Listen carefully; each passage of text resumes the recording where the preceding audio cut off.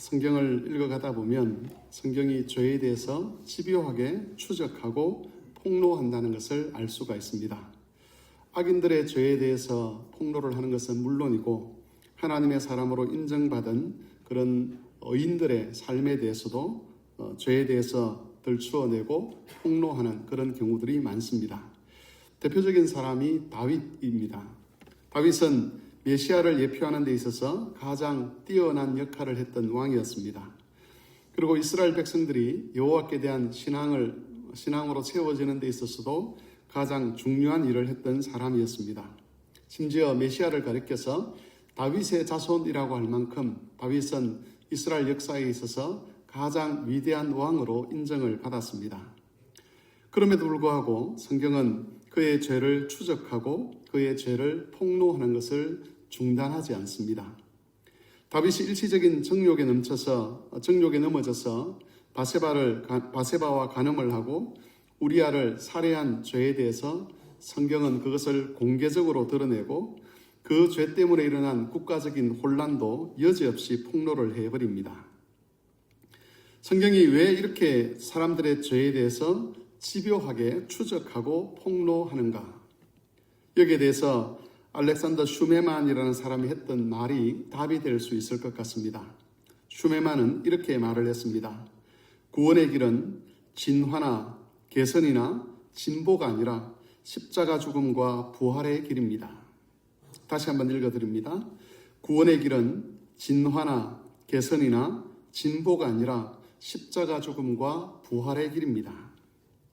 성경이 사람들의 죄에 대해서 그토록 집요하고도 엄중하게 그것을 드러내는 것은 진화라든지 개선이라든지 진보와 같은 것으로는 그 죄의 문제를 해결할 수 없다는 것을 사람들에게 알리기 위함입니다. 교육을 잘하고 환경을 잘 바꾼다고 해서 사람의 죄의 문제가 해결되지는 않는다는 것이지요. 죄의 뿌리는 매우 깊고 강력하기 때문에 어떤 인간적인 방법으로도 그것을 끊어낼 수가 없습니다. 무엇보다도 그 죄의 문제에서 스스로 자유로울 수 있는 사람이 인간들 중에는 아무도 없습니다. 오직 예수 그리스도의 죽음, 십자가 죽음과 부활의 힘이 역사할 바로 그때에만 죄가 힘을 잃게 되고 구원의 힘이 나타나게 되는 것이지요. 이런 사실을 알리기 위해서 성경은 죄의 문제에 대해서 이 세상의 어떤 책보다 집요하게 죄를 찾아내고 추궁하고 폭로를 합니다. 그렇게 해서 모든 사람들이 죄인이라는 것을 인정하게 만드는 것입니다. 오늘 본문도 그런 의도로 게시된 말씀입니다. 바울은 유대인이나 이방인이나 할 것 없이 모든 사람이 죄인이라는 것을 선언하고 있습니다. 3장 10절에서 18절에 있는 이 말씀들은 시편에 있는 여러 말씀들을 종합하여 인용한 말씀들입니다. 이 말씀들은 크게 세 가지 내용으로 분류를 할 수가 있습니다. 첫 번째 내용은 10절에서 12절에 있는 말씀인데 사람들이 하나님을 멀리한다고 증언을 합니다. 이것은 죄의 핵심이라고 할 수가 있습니다. 사람들이 일반적으로 생각하는 죄라는 것은 어떤 구체적인 행동 하나, 악한 행동 하나 하는 것을 사람들은 떠올립니다. 그런데 그런 구체적인 죄악들이 나오게 된 근본적인 원인이 있습니다. 그것은 하나님께 대한 잘못된 태도이지요. 하나님께 대한 태도가 잘못되었기 때문에, 다시 말해서 그 사람이 근본에서부터 치우쳐져 있었기 때문에 죄를 짓게 된다는 것을 바울은 증언을 하고 있습니다. 두 번째 내용은 13절에서 15절에 있는 것인데 죄가 어떤 힘을 가지고 있다라고 증언을 합니다. 여기에는 주로 사람의 입으로 나오는 말과 관련된 죄를 언급하고 있는데 그 말들이 다 죽음의 힘을 띠고 있음을 가르쳐주고 있습니다. 목구멍은 열린 무덤입니다. 혀는 속임을 베풉니다. 이때 속임이라는 것은 단순히 누군가를 한번 속였다는 그런 의미가 아니라 생명을 빼앗아갈 만큼 치명적인 그런 속임을 베풀었다는 것을 의미합니다. 그리고 그 입술에는 독사의 독이 있습니다. 그 입에는 저주와 악독이 있습니다.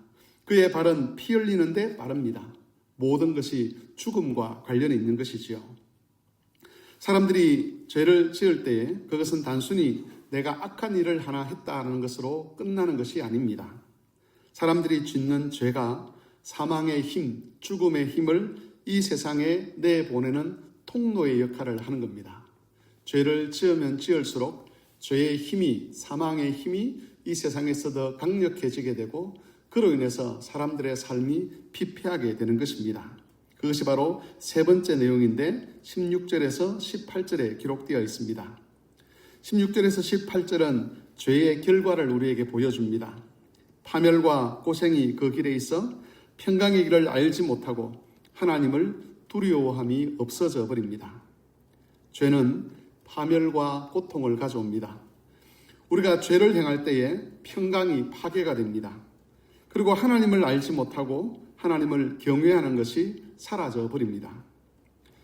그나마 남아있던 양심도 죄 때문에 파괴가 되어버립니다. 그래서 우리가 흔히 아는 화인 맞은 양심이 되는 것이지요. 악을 행하면서도 전혀 양심의 가책을 받지 않는 그런 상태로 전락하게 되는 것입니다. 사도는 이런 죄에서 자유로운 사람이 아무도 없음을 강조를 합니다. 그런데 문제가 있습니다. 사도가 이렇게 사람들의 죄에 대해서 폭로를 한다고 해서 모든 사람들이 죄의 심각성을 깨닫고 자신을 죄인이라고 말하지는 않는다는 겁니다. 다시 말해서 사람들이 이런 폭로에 대해서 인격적으로 동의하는 것은 아닙니다. 죄에 대한 인격적인 동의가 되지 않으면 죄에 대한 지식을 아무리 많이 가지고 있다 할지라도 복음으로 달려가는 일은 일어나지 않습니다. 그래서 죄에 대한 지식만 가지고 있는 사람은 회개하지도 아니하고 그 죄에 대해서 애통하지도 않습니다. 성경이 죄에 대해서 집요하게 추적하고 고발하려고 하는 그 목적이 한 개인에게 이루어지기 위해서는 하나님의 은혜가 필요합니다. 특별히 성령의 능력이 필요합니다. 오직 성령께서 은혜 가운데 능력을 행하실 바로 그때에만 사람들은 성경이 폭로하는 그 죄를 자기 인격 안에서 발견하게 됩니다. 성경이 폭로하고 있는 이 죄들, 사도 바울이 시편을 인용해서 우리에게 계시하고 있는 이 죄들이 남의 죄들이 아니라 바로 내 인격 속에 녹아져 있다는 것, 그 죄들이 내 인격을 형성하고 있다는 것을 성령의 역사와 은혜 가운데서만 발견할 수 있다는 겁니다. 성령이 역사하기 전까지 모든 죄는 남의 이야기가 됩니다. 그래서 은혜 밖에 있는 사람들, 하나님의 은혜를 경험하지 못한 사람들, 성령의 능력을 경험하지 못한 사람들은 아무리 죄에 대한 이야기를 많이 듣는다 할지라도 여전히 자기의 의를 주장합니다. 어떤 문제가 생겼을 때에 그것을 자기 죄 때문이라고 말하는 법이 없습니다. 남편과 아내 사이에 일어난 문제들, 자녀와 부모 사이에 일어난 문제들, 교회에서, 전도회 속에서, 기관 속에서 일어난 여러 가지 문제들이 있을 때에 그것이 내 책임이라고 말하는 법이 없습니다. 하나님의 은혜 밖에 있는 사람들은 자기의 인격 안에 있는 그 죄를 보지 못하기 때문에 항상 남 탓을 하게 됩니다. 그 사람이 죄인이기 때문에 생긴 문제이고 그 사람이 죄를 회개하면 다 해결될 것이라고 그런 생각을 하게 되는 것이지요. 하지만 성령께서 깨닫는 은혜를 주시면 모든 죄는 자기 인격 안에서 발견이 됩니다. 그리고 결국에는 자기가 어떤 행동 하나하나를 잘못해서 죄인이 된 것이 아니라 자기 존재 자체가 죄로 얼룩져 있다는 것을 고백하게 됩니다. 그렇게 되면 자기 의를 주장할 수 없게 됩니다. 상대방이 아무리 잘못했다 할지라도 또 불신자들의 악이 아무리 크다 할지라도 자신도 그 악에서 벗어나 있지 않음을 알기 때문에 함부로 비난할 수 없게 되고 문제가 생길 때마다 자기 스스로를 돌아보고 하나님 앞에 자기 죄를 회개하게 되는 것입니다. 그래서 여러분, 회개라고 하는 것은 죄를 많이 지은 사람이 하는 것이 아니지요. 회개라는 것은 하나님의 은혜를 더 많이 경험한 사람이 하는 겁니다. 회개라는 것은 하나님의 은혜가 풍성하면 풍성할수록 더 깊은 자리에 이르는 그런 하나님의 은혜의 결과라고 할 수가 있는 것입니다. 내가 옳다는 말, 내가 잘했는데 네가 문제라는 말을 하지 못하게 됩니다. 이렇게 죄를 자기 인격 안에서 발견하게 된 사람은 진짜 복음을 원하게 됩니다. 어떤 개선이나 교육이나 선도가 아니라 그리스도의 십자가 죽음과 부활의 복음을 간절히 원하게 되는 것이지요. 죄에 대한 이런 깨달음은 죄인으로 태어난 사람이 이 땅에서 누릴 수 있는 가장 큰 은혜입니다. 성경이 죄를 고발하지만 우리를 책망하고 우리로 하여금 나락으로 떨어지고 그 죄책감에 시달리도록 하기 위해서 우리에게 죄를 덜추어내서 고발하는 것은 아닙니다. 성경이 죄를 추적하고 집요하게 그것을 덜추어내어서 우리로 하여금 죄인인 것을 깨닫게 하려는 그 목적은 우리가 은혜 받은 사람인 것을 알게 하고 십자가 복음과 부활 속에서 참 자유와 안식을 누리도록 하기 위함입니다.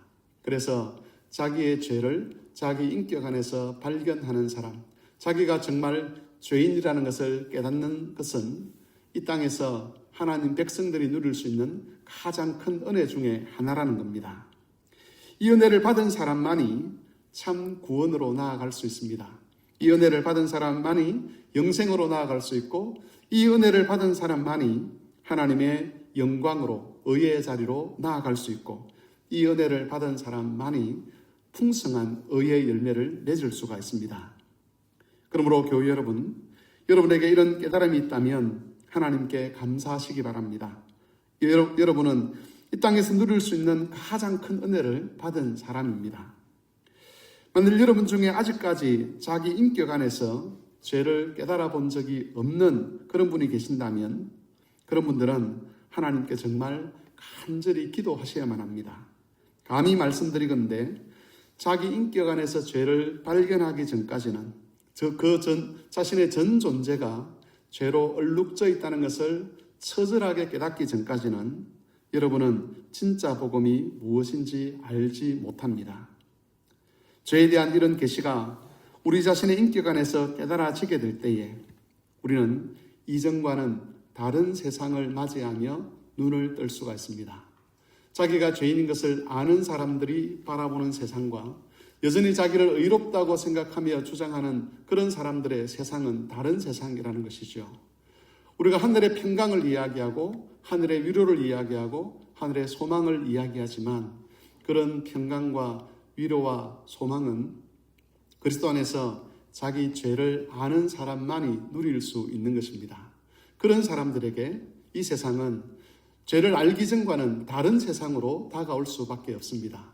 죄를 알기 전에는 불만과 원망이 가득한 세상이었지만 그리고 여러 가지 불행한 사건이 이어지는 세상이지만 자기 인격 안에서 죄를 발견한 사람은 이 세상이 하늘의 위로와 평강과 소망이 가득한 세상이라는 것을 깨닫게 되는 것입니다. 모든 성도들이 성령의 은혜 안에서 죄를 자신의 인격 안에서 발견하고 그리스도께서 비추시는 복음의 빛 안에서 복되고 영광스러운 삶을 살아가실 수 있게 되기를 바랍니다.